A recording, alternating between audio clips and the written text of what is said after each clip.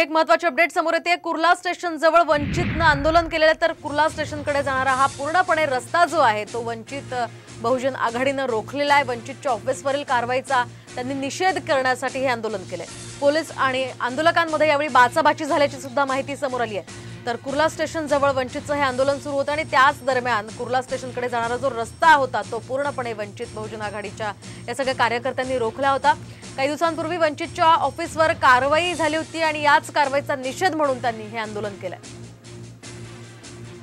आणि याच आंदोलनावेळी पोलीस आणि आंदोलकांमध्ये काहीशी बाचाबाची झाल्याचं सुद्धा समोर आलेलं आहे। तर ही दृश्य आपण पाहतो। ज्यावेळी हे आंदोलन करण्यात आलं तर मोठ्या संख्येने महिला सुद्धा या आंदोलनामध्ये सहभागी झालेल्या आहेत आणि जोरदार घोषणाबाजी यावेळी करण्यात आली आहे। कुर्ला स्टेशन जवळची ही दृश्य आहेत।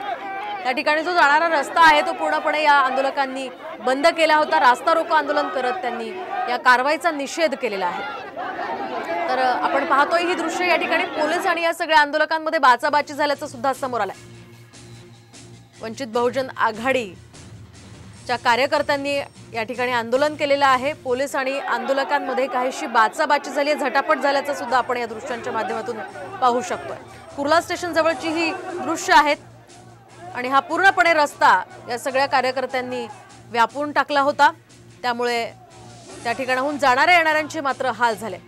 मोठी गर्दी या ठिकाणी वंचितच्या कार्यकर्त्यांची झालेली होती आणि पोलिसांना या सगळ्यांना आवरताना चांगलीच दमछाक झाली आहे।